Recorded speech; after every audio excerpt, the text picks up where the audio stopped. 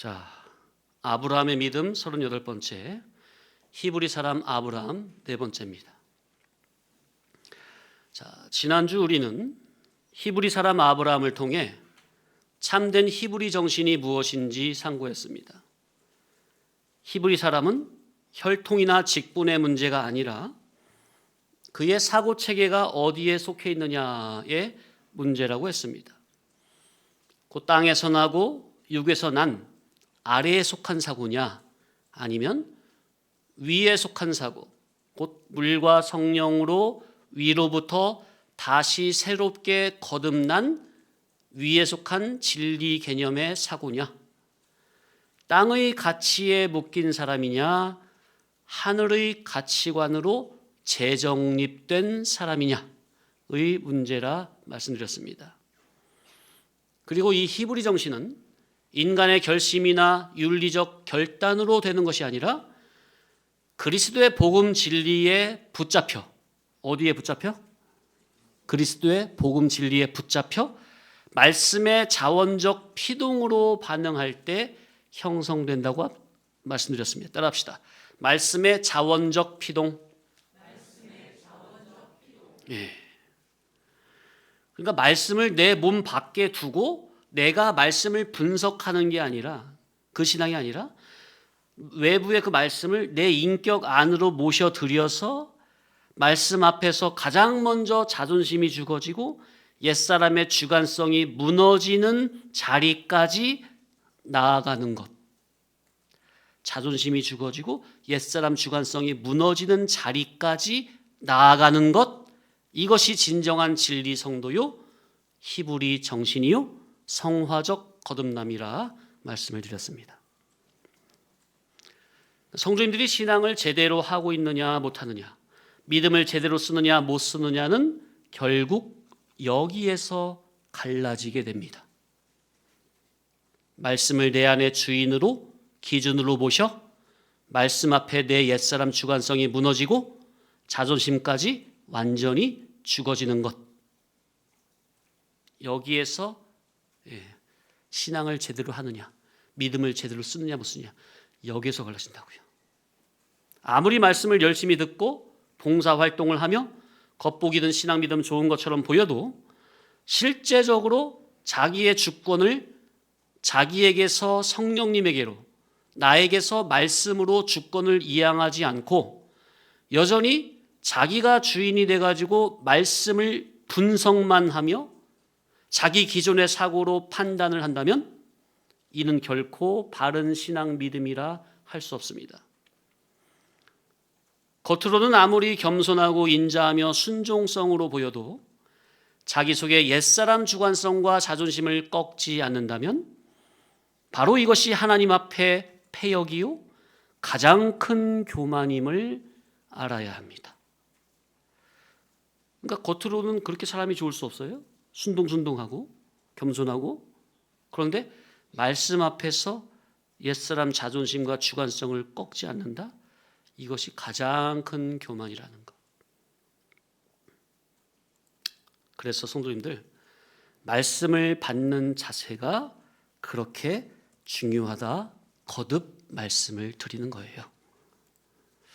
자기 속에 기존 자기가 주격이 된 속에서 어디 저 목사가 무슨 말씀을 하나 들어보자. 들어보니까 말이 맞네. 이치가 맞네. 맞아. 설교는 저렇게 해야지.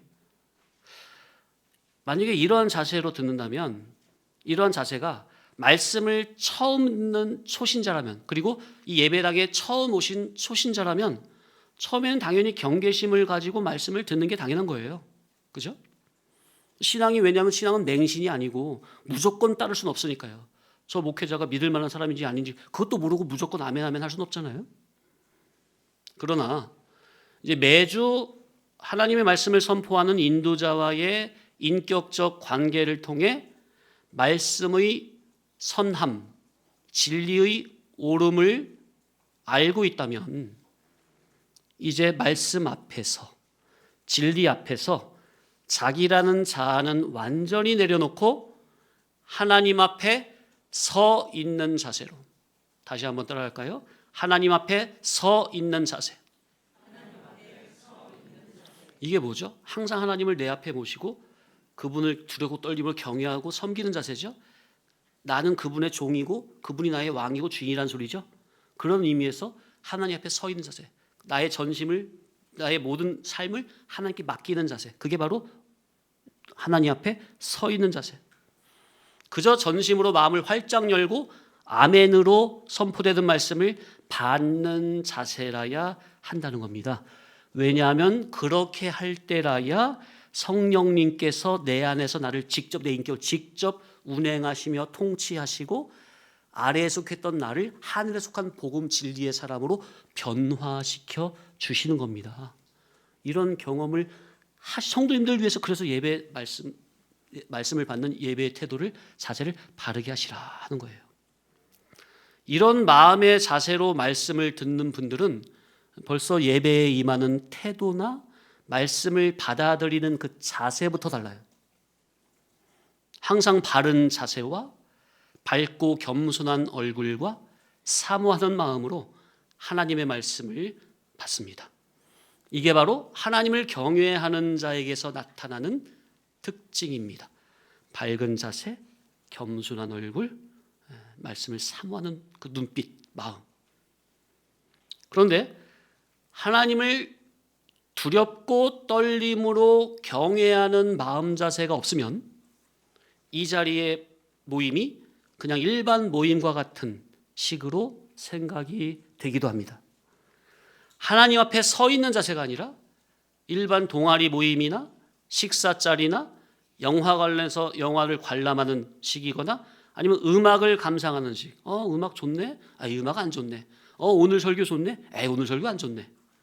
이런 식으로 말씀을 듣는다면 예배를 드리는 예배자로서의 그 마음 자세에 문제가 있다는 겁니다. 그러니까 마음 자세가 바르지 못하니 그것이 몸 밖으로 이제 나타나 보이는 거죠. 예배 자세나 태도가 바르지 못하고 다리를 꼬고 말씀을 듣는다거나,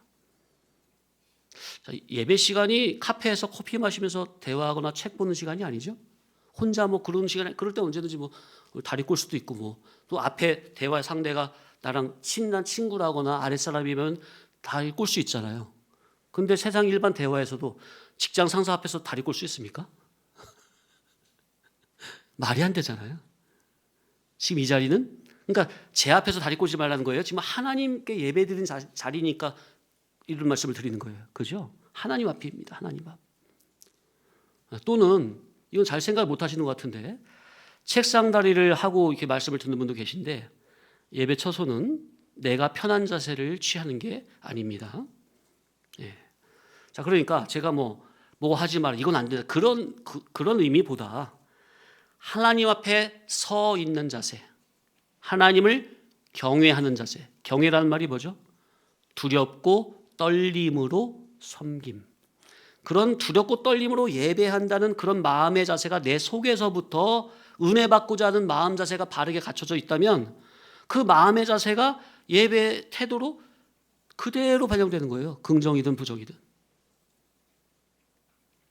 그래서 이 자리는 하나님을 예배하는 예배 처소이니 예배자로서의 바른 태도를, 마음가짐을 항상 바르게 갖추시길 바랍니다.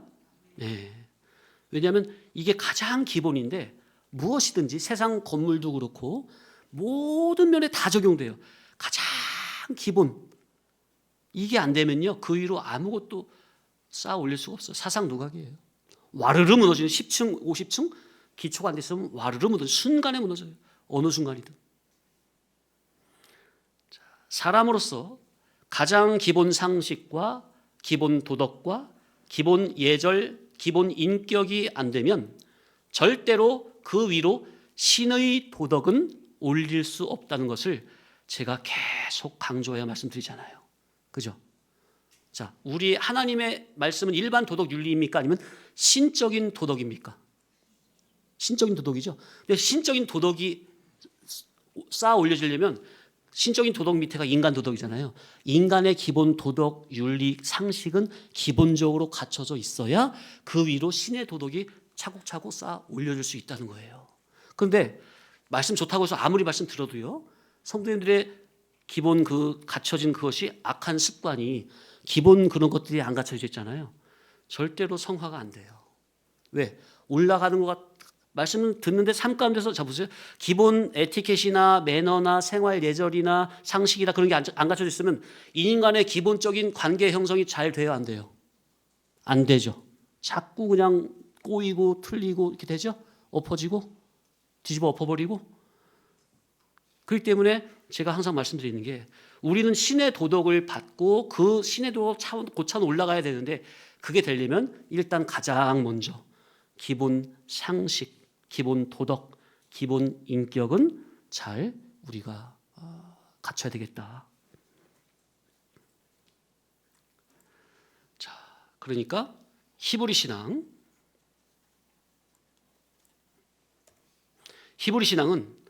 말씀을 몸 밖에 두고 내가 말씀을 분석하는 그게 아니라 말씀을 어떻게 하라고요?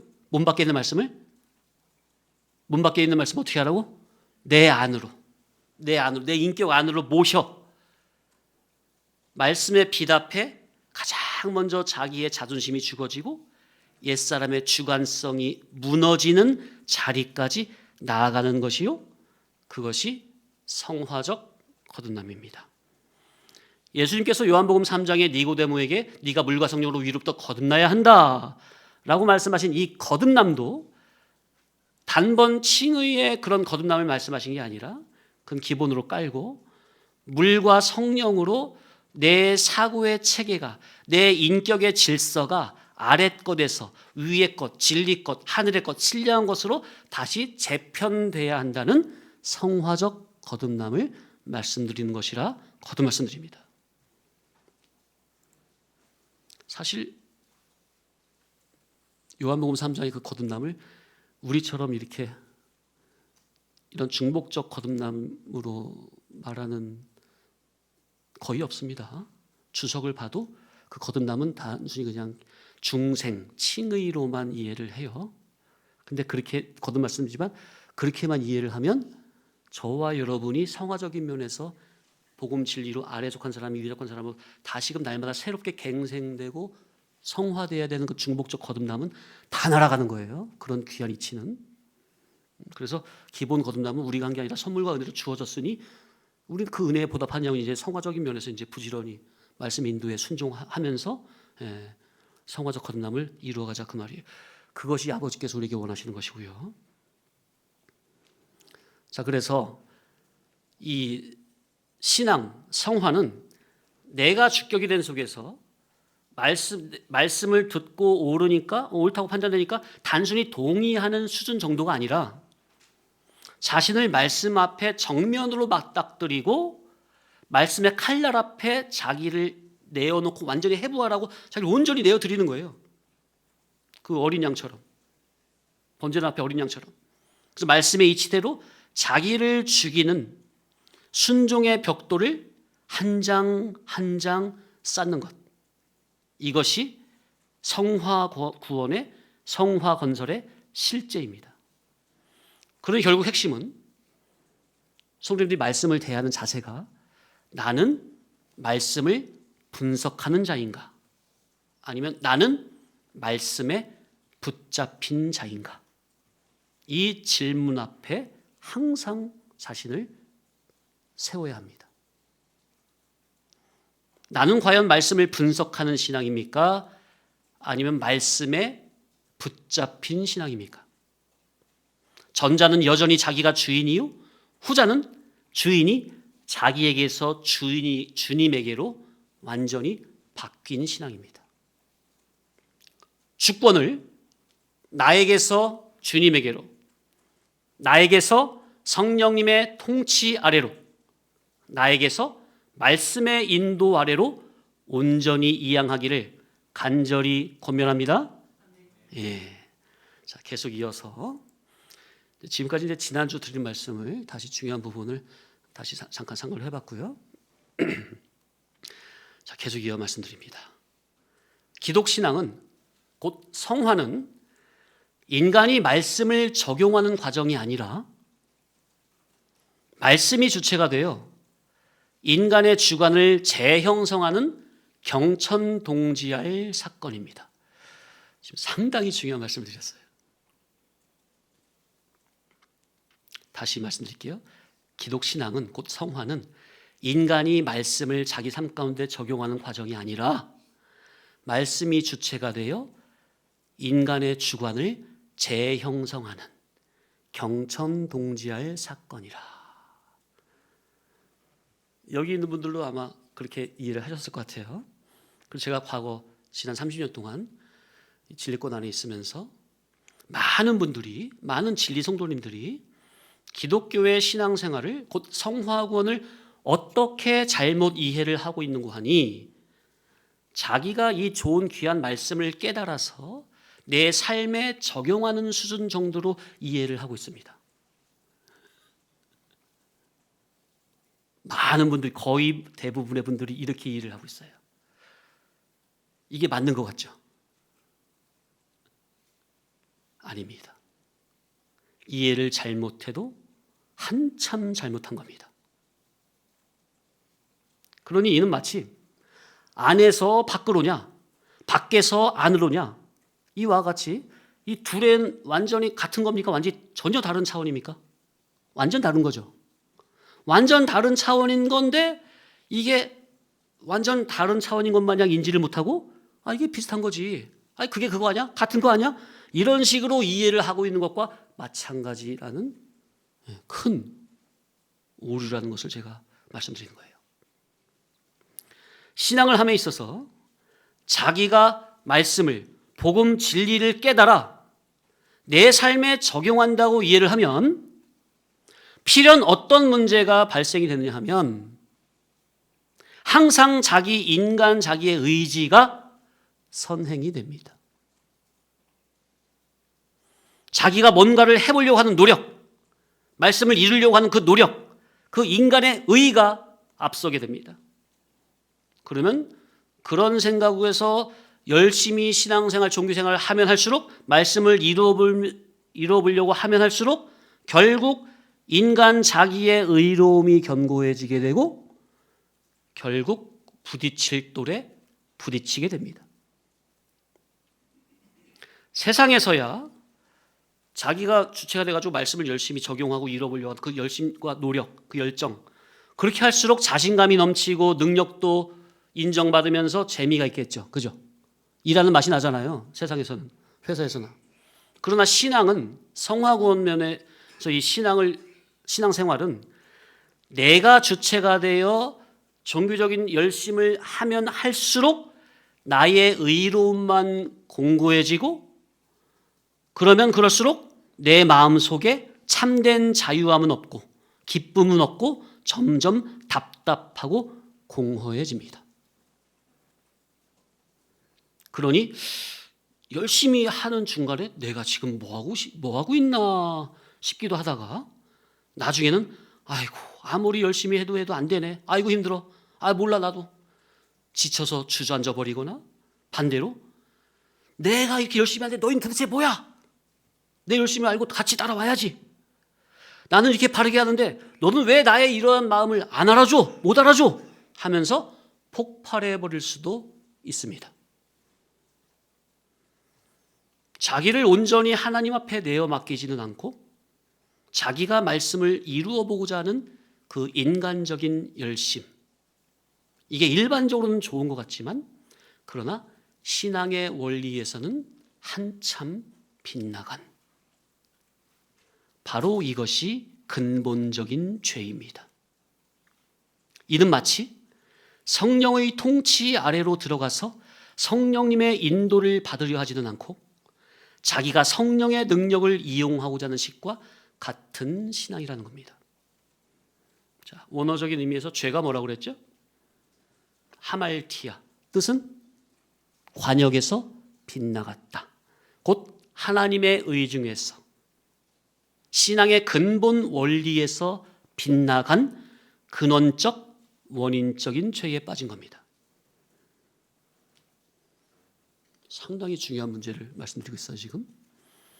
그러니 신앙생활은 곧 성화면에서 중복적 거듭남은 칭의를 받은 성도가 물과 성령으로 날마다 성화적 재창조를 받아 하나님의 객관의 계시가 성령의 역사로 내 인격 안에서 내면화, 주관화되어 나의 삶과 판단의 왕권을 나에게서 성령님에게로, 나에게서 영감된 복음으로 이양이 돼서 복음이 나를 행사하는 상태, 곧 말씀이 나를 이끄는 상태에 이르는 겁니다.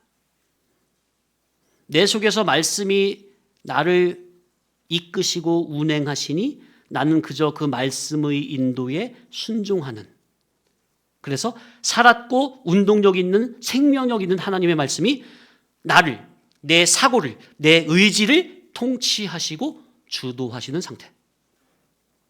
그러니 주님께, 주님의 복음에, 진리의 성령님의 인도에 자신을 온전히 내어 맡기시라.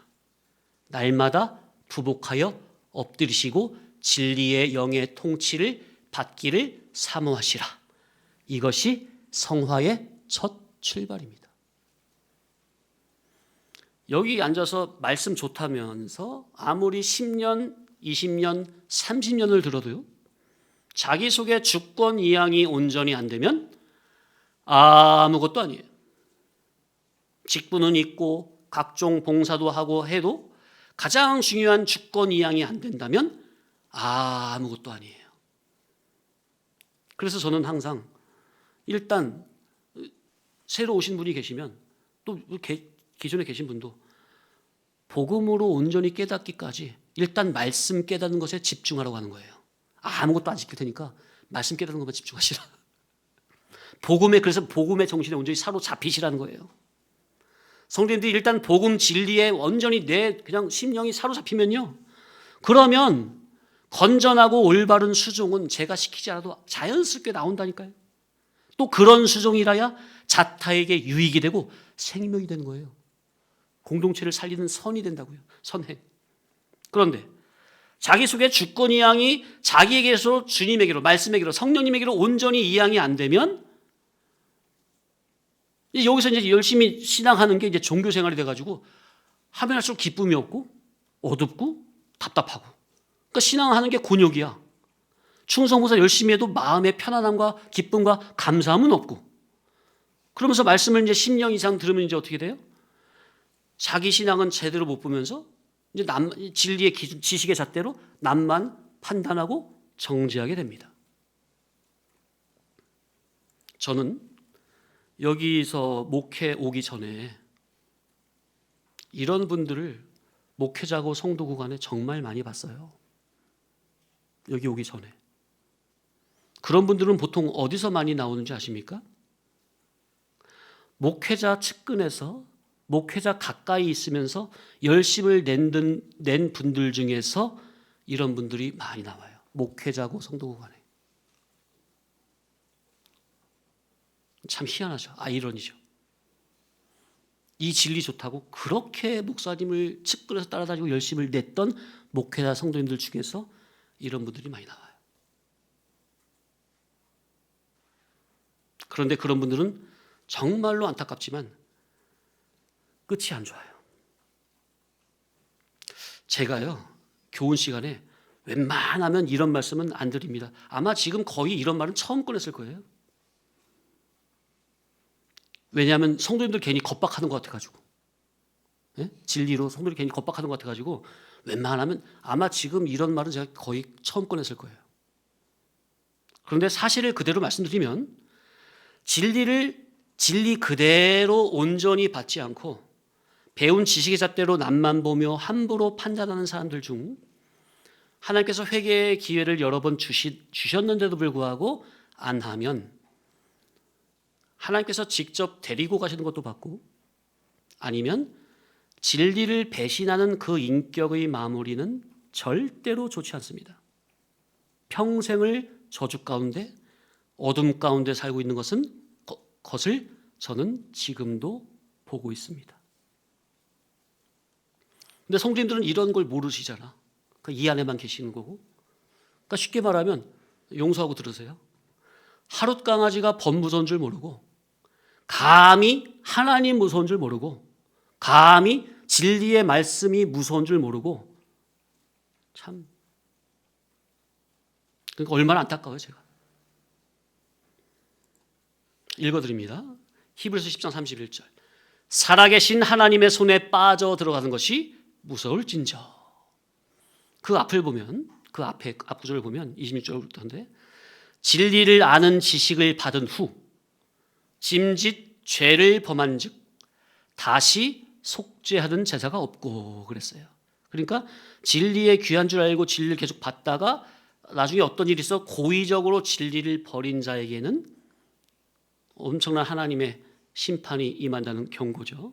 그 다음 절은 오직 무서운 마음으로 심판을 기다리는 것과 대적하는 자를 태울 맹렬한 불만이 있으리라. 그리고 그 다음 30절에는 원수 갚는 것이 내게 있으니 내가 갚으리라 하시고 또 주께서 그의 백성을 심판하리라 하신 뒤에 나오는 말씀이 살아계신 하나님의 손에 빠져 들어가는 것이 무서울진저로 마무리가 됩니다. 이 구절의 요지는 하나님을 단순히 자비롭고 온화한 분으로만 이해를 하는 것이 얼마나 단면적인 것인가를 보여주는 말씀입니다. 하나님은 사랑의 본체이신 동시에 공의의 심판자시며 진리를 알고도 고의로 저버린 자에게는 살아계신 하나님의 손 자체가 가장 두려운 심판의 자리가 된다는 경고입니다. 그런데 이제 가만 보면 신앙은 이치고 원리라고 그랬잖아요. 근데 이 말이요, 긍정적인 면에서도 맞는데 부정적인 면에서도 맞아요. 정말 안타깝지만.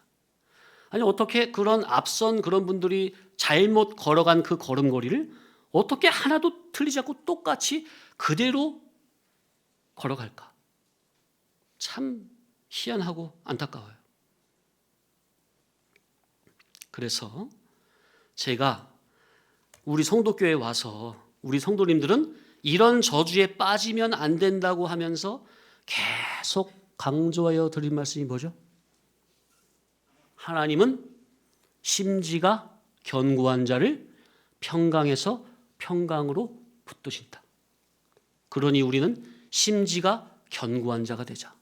간에 붙었다, 쓸개 붙었다, 좋을 땐 달면 삼키고 쓰면 뱉는 게 아니라 항상 어떠한 상황에서도 믿을 수 있는 신앙 인격의 사람이 되자. 신앙 인격의 됨됨이가 바른 사람이 되자. 말씀 앞에 참된 충성자가 되자. 상황 따라 바뀌는 기회주의자 되지 말자. 하나님과 사람이 신뢰할 수 있는 참 인격자가 되자는 등등. 그러니까 이런 말씀이요, 제가 그냥 드리는 게 아니라니까요. 여기 오기 전에 앞서서 그런 것들을 부적절한 걸 다 경험해 보고 우리 성도교회에서는 이런 일만큼은 있으면 안 되겠다 싶어서 신앙 인격의 됨됨이, 이거를 그렇게 강조하여 말씀드리는 거예요. 제가 여기 오기 전에, 목회 나오기 전에 진리로 훈련받으면서 앞선 교회에서 다 보고 경험을 했기 때문에 우리 성도교회에서만큼은 그런 비극의 역사가 일어나면 안 되겠다 싶어서 그런 신앙 인격의 됨됨이를 그렇게 강조하여 말씀드렸던 겁니다. 사실 주일 예배 때 성도님들 사소한 그런 것까지 말하는 목사가 어디 있습니까? 저도 그런 거 말하기 부담스러워요. 그런데 이게 진리 신앙 인격으로 올라가려면 가장 기초부터 닦아줘야 되거든. 왜냐하면 가장 기초가 안 되면은 기본 정상적인 관계가 안 돼요. 성도님들을 위해서 드리는 말씀이라니까.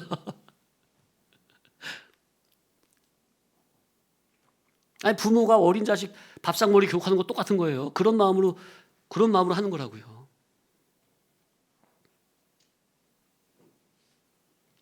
그런데 예수님께서 내 떡을 먹는 자가 발꿈치를 들었나이다. 나와 함께 그릇에 손을 넣는 자가 나를 팔리라. 이런 말씀이 우리 중에 적용이 되면 되겠습니까? 안 되겠죠? 그래서 성도님들, 말씀을 들을 때 말씀이 좋다고 하면 단순히 그래 동의한다, 인정한다, 거기서만 그치면 안 되고 말씀 앞에서 자기가 먼저 죽어줘야 된다니까. 그리고 말씀을 자기 속에 진짜 주인으로 모시고 말씀의 통치를 받으세요. 목사님 그게 무슨 말이에요? 이해가 안 돼요. 아니 말씀을 자기 기준 지식으로 박으면 사람의 양심은 지식의 지배를 받으니까 옳은 진리 지식을 나의 기준 지식으로 바꾸라고. 그러면 내 안에 사고체계가 다 바뀌는 거예요. 옳은 지식이 진리 말씀에 의해서. 그게 말씀의 통치를 받는 의미예요. 이해되시죠? 그런데 아무리 말씀을 여기서 좋다고 들어도 이 자기 속의 주권을 바꾸지 않으면 100년 들어도 안 돼요. 성화는. 그러니까 말씀을 들으면서 자기 속의 주격을 바꾸지 않으면서 그 인격은 복음의 질과는 하등 상관도 없으면서 말씀의 인격으로 하나도 거듭나지 않았으면서 감히 진리교회와 진리성도와 심지어 진리의 종까지 함부로 판단하는 정말 말도 안 되는 범죄를 서슴없이 저지를 수 있는 장본인이 여기서 나오면 되겠느냐 그 말이에요. 제가 그렇게 교훈을 안 했는데 하나님의 말씀은 신령한 영의 말씀입니다. 그렇기 때문에 선악과 먹고 타락한 죄인은 절대로 이 말씀을 이룰 수 없어요. 자, 하나님의 말씀은 영의 말씀이죠. 영의 말씀은 영의 생각이라야 이룰 수 있어요. 육의 생각으로도 영의 말씀을 이룰 수 있어요. 영의 말씀은 영의 생각이라야, 새 사람 주격이라야만 이룰 수 있는 거예요. 그런데 예수님 당시 바리새인들은 자기들이 하나님의 말씀을 가졌고 하나님의 말씀을 가르치는 이런 선생이라고 스스로 여기죠. 그러니까 그런 교만함을 가지고 말씀 많이 알고 있다는, 배웠다는, 진리를 많이 듣고 배워 지식으로 알고 있다는 그런 자기의 인적인 기준을 가지고 말씀을 이루려고 하니 아니 말씀이 누구 말씀이라고요? 아니 어떻게 하나님의 말씀이 쇳덩어리가 말씀 내가 이루어먹게 한다고 어떻게 질이 다른데 결이 다르고 격이 다르고 색깔이 다르고 어떻게 이루어요? 그러니까 그렇게 하려다가 그들이 결국 부딪힐 돌에 부딪혀버렸습니까? 우리는 절대로 그 전철을 밟으면 안 되겠다. 따라합시다. 진리의 영으로 내 안에 계신 주님, 제 왕권을 내어드리오니 저를 영감된 복음으로 온전히 통치하여 주옵소서. 아멘. 다시 한번 따라합시다. 나에게서 주님에게로 주권 이양, 나에게서 성령님에게로 왕권 이양, 나에게서 말씀에게로 통치권 이양. 이게 온전히 되면 이제 신앙은 내가 하는 게 아니라 내 안에서 주님이, 말씀이, 복음이, 성령님이 친히 역사하십니다. 내 안에서 주님이 친히 일하신다는 말은 내 속에서 말씀이 나의 지식화됐죠? 그죠? 내 사고체계가 진리로 딱 재편됐죠? 거기에 따라 양심, 소원, 목적, 추구성, 가치, 판단, 평가성이 다 진리 중심으로 바뀌어지죠? 그게 바로 말씀이 나를 친히 통치한다는 의미입니다. 그러니 진정한 왕권 이양이 되면 나는 주님의 통치하심에 겸손히 수종을 드는 그야말로 겸손하고 무익한 종의 자세가 나오는 거예요. 그러니까 겸손하게 감사함으로 기쁨으로 자원해서 수종 들어놓고 자기 이름을 싹 빠지는 거야. 자기는 싹 빠지고 저 칭찬하고 제가 당연히 주님의 은혜로 하는 거죠. 이렇게 무익한 종의 자세. 야, 정말 멋있다. 진짜 참신앙 인격자다. 이게 진짜 참신앙이요? 성화구원이 이루어지는 원리입니다. 그런데 니고데모는 유대인의 민족 대표로서 율법에 정통한 히브리 사람이지만 물과 성령으로 다시 거듭나지 못한 그는 진정한 의미에서 히브리 정신은 없는 껍데기만 히브리 사람이었던 겁니다. 히브리 정신이란 계시를, 진리를 전심으로 받아들임으로 인해 자기 속에서 오로지 이제 위의 것만 찾는 사고 체계를 갖춘 사람이 되는 겁니다. 그 사람이 히브리 사람이에요. 2주 전에 읽었기 때문에 제가 읽어드립니다. 골로새서 3장 1절 이하. 그러므로 너희가 그리스도와 함께 다시 살리심을 받았으면 위의 것을 찾으라. 거기는 그리스도께서 하나님 우편에 앉아 계시느니라. 위의 것을 생각하고 땅의 것을 생각지 말라. 그러나 니고데모는 율법을 어려서부터 배워서 잘 안다고 자부했고 이스라엘의 민족 대표까지 올라간 유대인의 관원이요 선생이지만 위의 것을 찾지 않고 위에 속한 것을 생각지 않는, 곧 위에 속한 의의 사고는 없는 전형적인 육에 속한 사람이었습니다. 성경은 저와 여러분도 믿음을 쓰지 않으면 얼마든지 니고데모처럼 이렇게 종교인으로 떨어질 수 있다고 경고하는 겁니다. 우리도 진리를 수년, 어떤 분은 7, 8년, 어떤 분은 10년, 어떤 분은 14년, 어떤 분은 20년, 어떤 분은 25년. 진리를 수년 들으면서 많이 배워서 이제는 진리를 지식적으로 어느 정도 안다고 자부했고 직분도 있고 학생들 앞에 설교도 해보고 구역예배 때 돌아가면서 말씀도 나눠보기도 하고 대표 기도도 나름 배운 말씀대로 바르게 하려고 하고 교회당 내에서 이런저런 봉사도 하면서 진리 성도라고 자부하고 생각을 해왔지만 끊임없이 위의 것을 찾지 않고 위에 속한 생각을 하지 않는, 곧 위에 속한 의적인 사고는 없던, 그러니 자기의 육적 자아는 하나도 회개하여 고치지 못하는, 말씀은 많이 배웠는데 내 속의 주인은 여전히 기존의 자기가 하려고 하니 말씀의 질의 사람, 진리 인격의 사람으로는 하나도 만들어지지 못한 진리 껍데기 육에 속한 사람, 곧 껍데기만 히브리 사람이라는 것이 자각이 되시는 겁니까? 따라합시다. 내가 롯이다. 내가 니고데모다. 내가 정말 말씀 앞에서 이런 연약한 존재임을 인식하고 그러니 더더욱 예수님의 옷자락이라도 붙잡고 늘어지면서 나사렛 예수여 나를 구원하소서, 나를 불쌍히 여기소서 하고 엎드려서 구원함을 받아야 합니다. 언제까지 껍데기 신앙에 머물 겁니까? 이 귀한 복음을 깨달으면서 도대체 언제까지 어린아이 젖먹이 신앙에 머물려고 할 거예요?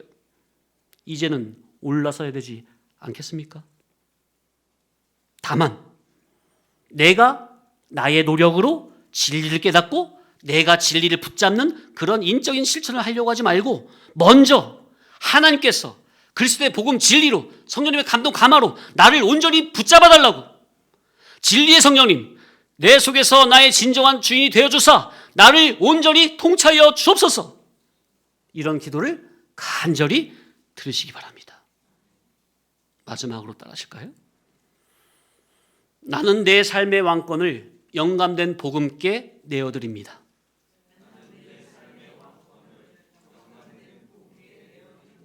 나는 단순히 진리를 아는 사람이 아니라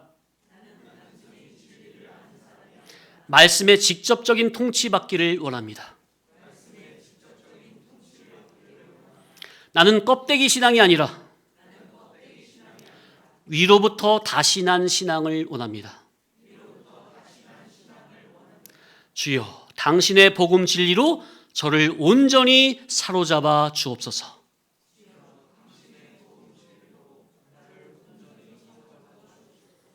아멘.